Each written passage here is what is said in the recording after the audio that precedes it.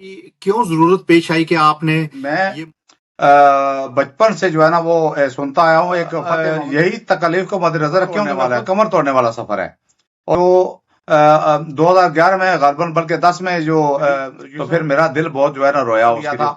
तो आप मुझे बताएं कि वो एयरपोर्ट जो जैसे पेड़ लोग नहीं आगे करते ऐसे कि मुझे वो जो 35 नौजवान है ना उनका खून जो है ना मेरी पार्लियामेंट के 20 अरकान हैं, उन्होंने वेट कैसे किया और एयरपोर्ट कहते हैं ना मायूसी जो दसी हुई थी। मैंने पहले 2-3 मैं किसी बंदे को अपनी लाइफ पे तबलीग करता रहा। एक तो अपनी हड्डियों में दसी हुई मायूसी निकाले और दोनों मेरा ख्याल दोनों ही गए थे। अच्छा, उसके बाद कोई मस्बत जो है वो इशारा या जो हमने इस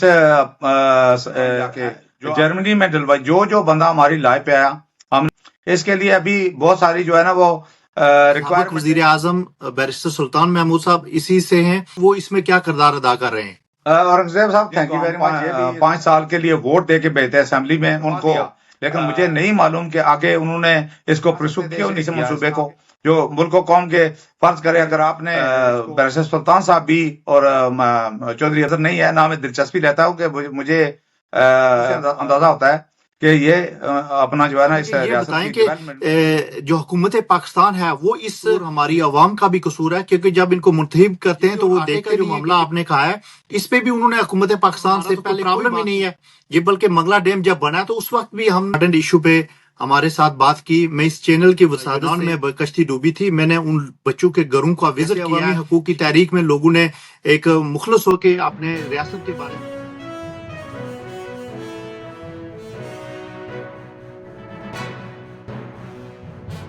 अस्सलाम वालेकुम नाज़रीन, मैं हूं आपका मेज़बान मोहम्मद औरंगज़ेब। प्रोग्राम पार्टी रंग के साथ न्यूयॉर्क अमेरिका से आपसे मुखातब हूं। मेरे साथ आज मेहमान शख्सियत हैं मुनीर हुसैन आतिफ साहब, इंग्लैंड से हमारे साथ हैं। Thank you so much Munir साहब, क्या हाल है आपका? जी वालेकुम अस्सलाम वरहमतुल्लाहि वबरकातुहू। जनाब औरंगजेब साहब थैंक यू वेरी मच। अल्हम्दुलिल्लाह मैं ठीक हूँ और सब सुनने वालों को मेरा सलाम। जी मुनीर हुसैन आतिफ साहब, सबसे पहले मुझे ये बताएं कि आपने जो मीरपुर एयरपोर्ट इंटरनेशनल एयरपोर्ट का जो मुतालबा है ये कब से शुरू किया और इसकी क्यों जरूरत पेश आई कि आपने ये मुतालबा इंग्लैंड में इसको सोशल मीडिया पे उठाया और उसके बाद करते करते आज ये हर घर तक पहुंच चुका है, इसकी बेसिक वजह क्या है? औरंगजेब साहब बहुत शुक्रिया, आपने मुझे आज यहाँ इंटरव्यू पे लिया और ये पब्लिक अवेयरनेस प्रोग्राम भी है। मैं सबका शुक्रिया, आपका भी शुक्रिया अदा करता हूँ और सब साथियों का शुक्रिया जिन्होंने मीरपुर इंटरनेशनल एयरपोर्ट जो हमारा जो मुतालबा है इसको कबूल किया दिल से और आज हमारे साथ पूरी दुनिया से जो है लोग जुड़ रहे हैं। सर, इसकी बुनियादी जो वजह है, मैं बचपन से जो है ना वो सुनता आया हूँ। एक फतेह मोहम्मद करेलवी एयरपोर्ट का मैंने साइन बोर्ड देखा था, खालकाबाद के जो क्रॉस है ना वहां पे लगे हुए, जो जड़ी कास और खालकाबाद का क्रॉस है वहां पे। तो मैं उस वक्त जी बच्चा ही बिल्कुल। था, घर पर कोई 8-10 साल का। तो मैंने अपने वालिद साहब से पूछा कि ये एयरपोर्ट किधर है। तो वालिद साहब ने मुझे जवाब दिया कि बेटा ये एक साइन बोर्ड तक ही है, इसके अभी इसका कोई वजूद नहीं है और शायद अगले 50 साल तक इसका कोई वजूद ना हो। तो वो बात आज सच साबित हो रही है। मेरे दिल में वो बात इसलिए बैठ गई कि मुझे जहाज देखने का, बल्कि जहाज चलाने का, जहाज उड़ाने का बड़ा शौक था बचपन से ही। लेकिन अनफॉर्चुनेटली वो वहां पे हमारे तो इतने हालात नहीं है कि हम ड्राइविंग अच्छी तरह सीख सकें, तो जहाज उड़ाना तो बहुत दूर की बात है। तो ये बचपन से मेरी ख्वाहिश थी कि वहां पे एयरपोर्ट हो और हमारे जो है लोग जो आते जाते हैं उनको इस्लामाबाद और बाकी जो एयरपोर्ट से बड़ा दूर पड़ता है। तो फिर वहां ऐसे हुआ कि ये शौक बढ़ता रहा। फिर जब मैं यूके आया तो यहाँ फिर मैंने सोशल मीडिया जो मुझे मिला, तो सोशल मीडिया पे मैंने 2014 से फेसबुक पे जो है ना वहाँ तहरीक शुरू की, पोस्टें वगैरह डाल के। लेकिन चूंकि ये पोस्टें डालने से तो मसला नहीं हल होता, तो 8-10 साल यही काम करता रहा। फिर 2021 में मैंने जो वजीर आजम सिटीजन पोर्टल बना था, वो एक बड़ा प्लेटफार्म था और अभी भी मौजूद है अल्हम्दुलिल्लाह। तो उस पर मैंने खत लिखा कि हमें जो है मीरपुर के लिए ये तकलीफ है, क्योंकि इस दौरान बहुत लुटने के वाकयात, हादसे और बेशुमार जो है सफर की जो तकालीफ हैं वो सामने आई। تو میں نے پھر وہاں پہ جو خط لکھا تو اس کے جواب میں بالکل صرف آزاد کشمیر کے لوگوں نے بہت سفر کیا ہے یا وہاں پہ کئی لوگ اپنی جانیں بھی گوا بیٹھے ہیں. جی جی بالکل بالکل اس پہ تو ہم آئیں گے انشاءاللہ، میں بات کریں گے اگلے مرحلے پہ. لیکن پھر جو یہی تکالیف کو مد نظر رکھ، کیونکہ میں خود بھی جو ہے نا، میں یہاں یو کے میں سن 2000 میں آیا، تو 2000 سے اب تک لے کے میں تقریباً کوئی 45 بار جو ہے نا ٹریول کیا. میرے پیچھے والدین تھے، بہن بھائی تھے، اور باقی اور مسائل بھی ہوتے ہیں، تو پھر مجھے سال میں 2 دفعہ جانا پڑ گیا تھا. تو مجھے خود بھی اس چیز کا احساس تھا. یہ سفر جو ہے نا بندے کی ہمت توڑنے والا ہے، کمر توڑنے والا سفر ہے. اور باقی جو واقعات سنتے آئے ہیں کہ آج ادھر ڈاکہ پڑ گیا، آج اس کو لوٹ لیا گیا، آج اس کو قتل کر دیا گیا، تو اس بنا پہ میں نے خط لکھا. تو اس میں ساری تفصیل لکھی وہاں پہ کہ ہمارے یہ تکلیف ہے، تو پلیز میں جو ہے وہ میرپور میں جو ایئرپورٹ منظور ہوا ہے، وہ مجھے پتا تھا کہ پہلے فتح محمد کریلوی کا حوالہ دیا ہے. تو اس کے بعد جو 2011 میں غالباً بلکہ 10 میں جو یوسف رضا گیلانی صاحب نے، پھر مشرف صاحب نے، سب نے اعلان کیے تھے کہ ہم یہاں کے میرپور میں انٹرنیشنل ایئرپورٹ دیں گے اوورسیز جو ڈائسپورا ہے اس کے لیے. لیکن مجھے بڑا افسوس ہے کہ وہ وعدے رہے. اچھا، جب میں نے وہ خط لکھا تو اس کے جواب میں سول ایویشن اتھارٹی نے جواب دیا کہ فی الحال جو آزاد کشمیر کے مسافر ہیں ان کی ڈیمانڈ بہت کم ہے، تو ہم جو ہے ایئرپورٹ اس لیے نہیں دے سکتے کہ کوئی ایئر لائن وہاں پہ جو تیار نہیں ہو رہی آپریشن کرنے کے لیے. تو میں نے پھر ان کو جواب میں لکھا کہ بھائی صاحب، ایئرپورٹ ہوگا تو کوئی ایئر لائن تیار ہوگی، اور دوسرے کے 20 لاکھ بندہ باہر ہے تو کیسے کوئی ایئر لائن انکار کر سکتی ہے. تو آپ جو ہے ہمارے جو مسائل ہیں ان کو مد نظر رکھ کے ایئرپورٹ بنائیں. جی. اور اس کے بعد پھر ہوا ایسا کہ پھر میں بھی تھوڑا سا وہ کیا کہتے ہیں نا، اس کو پھر فالو نہیں کیا. پھر جب 2023 میں جب حادثہ ہوا نا یونان میں، جو کشتی حادثہ ہوا تھا، میرے خیال 35 سے 28 نوجوان تھے ہمارے وہ آزاد کشمیر کے. جی 35 نوجوان تھے، وہ اسپیشلی ہمارے علاقے سے، ڈسٹرکٹ کوٹلی سے تھے وہ. جی جی جی بالکل. تو ان کا مجھے بڑا صدمہ ہوا. میں خود بھی ویسے سچی پوچھے نا تو میں انگلینڈ نہیں آنا چاہ رہا تھا. میں اپنے وطن میں کاروبار کرتا تھا اور الحمدللہ ٹھیک تھا.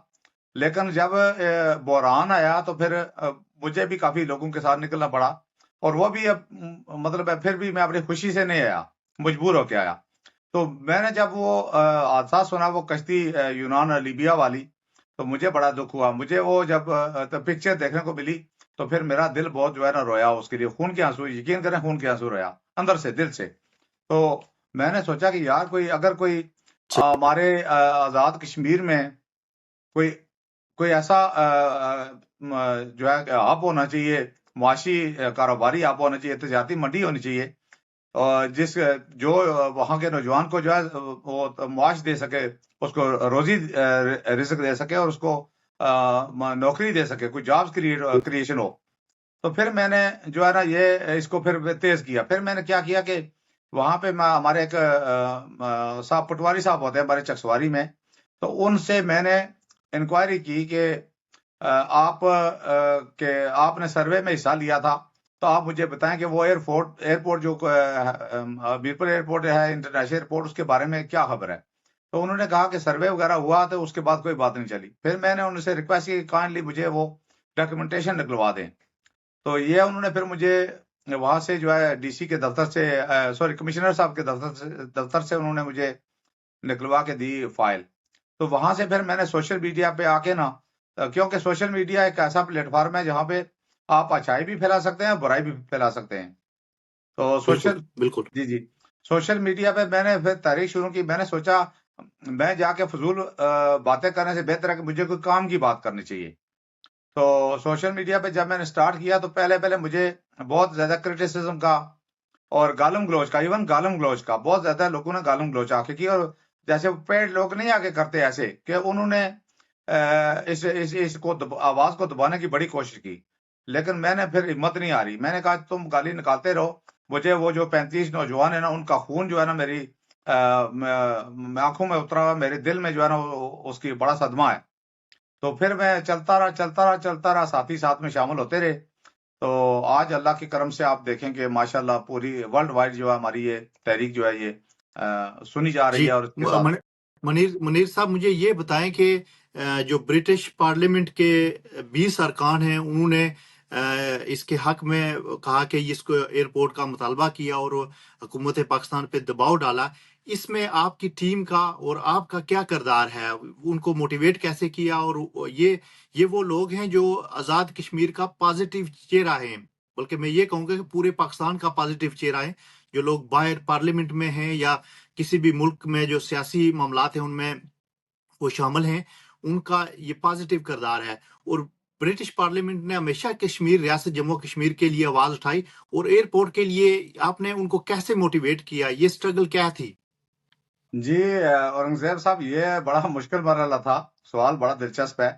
یہ عام پبلک میں تو بڑی وہ کہتے ہیں نا مایوسی جو دسی ہوئی تھی. میں نے پہلے 2-3 جو ہے نا میں نے ورڈ سٹارٹ کیے تھے. میں نے کہا یار اپنی ہڈیوں سے جو دسی مایوسی ہے نا ہڈیوں میں وہ نکالو. اور دوسرا میں نے کہا کسی بندے کو اپنی لائف پہ اگر مگر لیکن چونکہ چنانچہ یہ لفظ بولنے سے منع کیے. یہ 2 مہینے میں یہ اس کی جو ہے وہ تبلیغ کرتا رہا.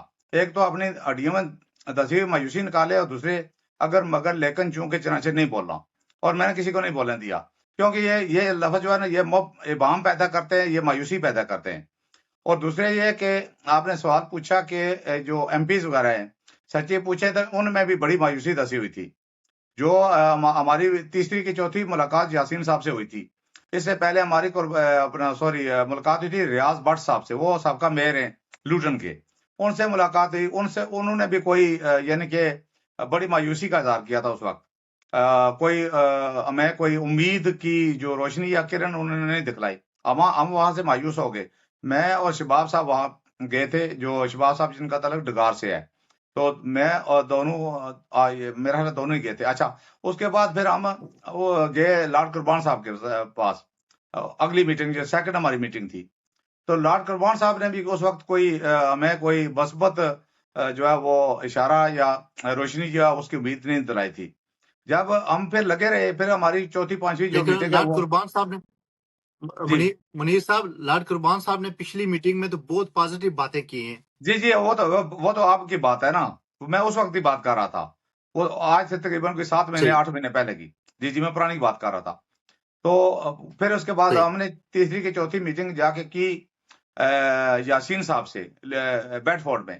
وہاں پہ آجی محمد اقبال صاحب بھی موجود تھے. میں، شباب صاحب اور منیر خان پوری صاحب بھی اس وقت ہمارے ساتھ مل گئے تھے. تو وہاں پہ انہوں نے ہمیں جو ہے نا یاسین صاحب نے، راجہ محمد یاسین صاحب نے ہمیں ایک پرانا لیٹر دکھایا تھا کہ ہم نے یہ لیٹر جو ہے نا میں ذاتی طور پر انہوں نے کہا تھا کہ میں نے لکھا تھا خان صاحب کے دور میں، 2019 میں.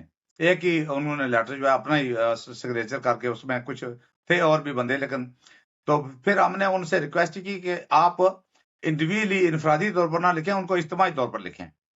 تو وہاں پہ ہماری صحیح. جو وہ میٹنگ ہے وہ تھوڑی کامیاب ہوئی یاسین صاحب سے، اور انہوں نے وعدہ کیا کہ لکھیں گے. لیکن پھر ہم نے ہمت نہیں آ رہی. ہم نے پھر یعنی کہ ہر جگہ UK میں جا کے لوگوں کو انکریج کیا. اور اس کے بعد جو ہماری جو اہم پیش رفت ہوئی نا وہ یہ ہوئی کہ ہمارے یہ سلو میں ہمارے یہ سنگھ MP ہیں، تن من جیت سنگھ ڈیسی. تو ہم تینوں، میں صحیح. بذات خود شباب صاحب اور منیر خانپوری صاحب، تینوں جو ہے ان کے پاس گئے. تو ہم نے وہ ساری جو اپلیکیشن ہم نے لکھی تھی، جو ڈالی تھی، جو سارے پیپر ورک تھا، ان کو دکھایا کہ ہم اس مرحلے تک اس کو مطلب اپنے طور پر لے آئے اس تحریک کو. تو آگے آپ ہماری ہیلپ کریں.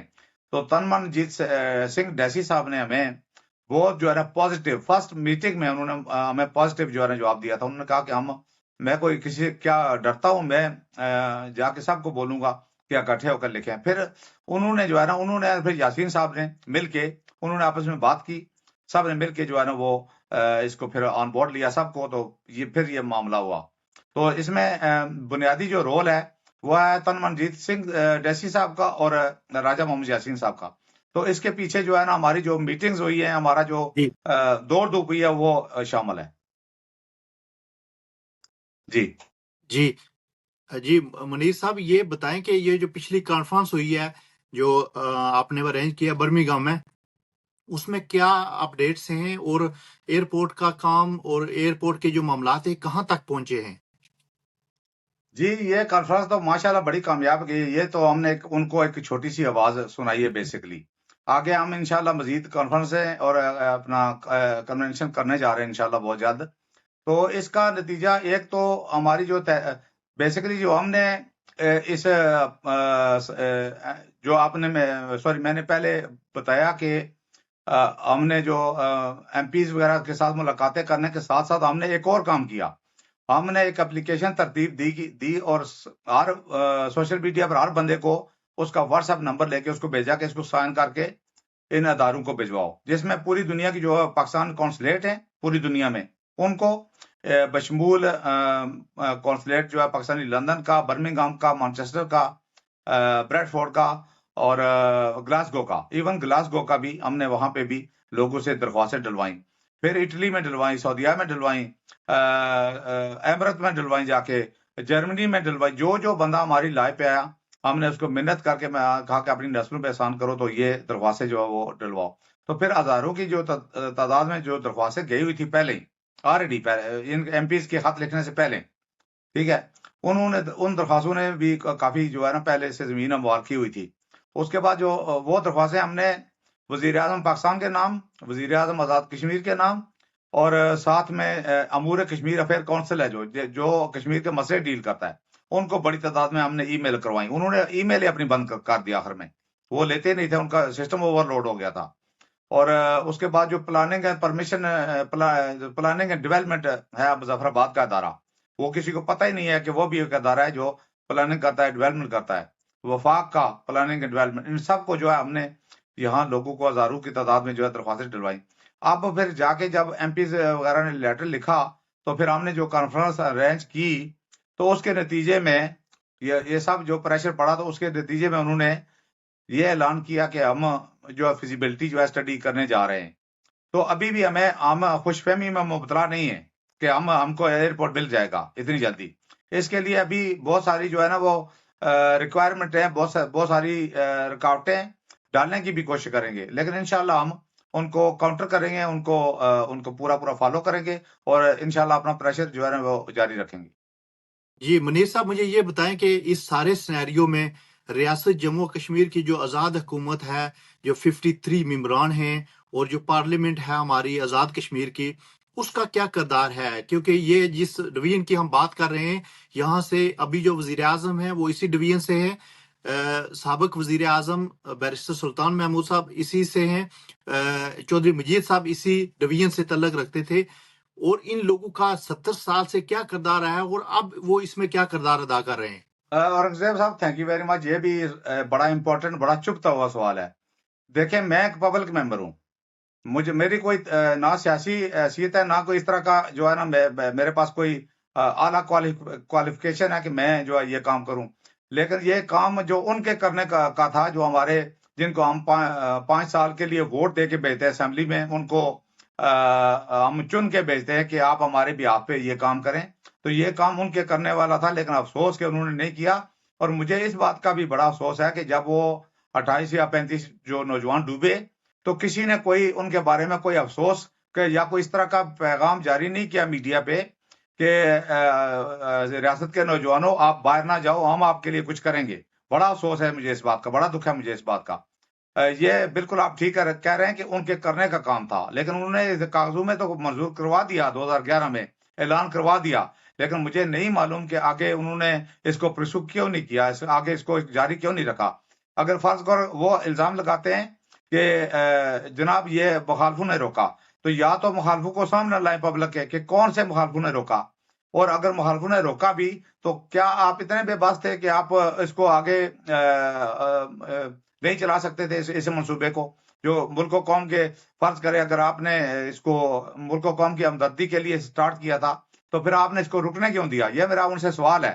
اور واقعی یہ کام 53 بندے جو ہمارے منسٹر ہیں وہ اور باقی جو ہمارے جو وزیر اعظم صاحب تھے، بیرسٹر سلطان صاحب بھی اور چودھری عبدالمجید صاحب بھی، یہ ان کے بائیں ہاتھ کا کھیل تھا.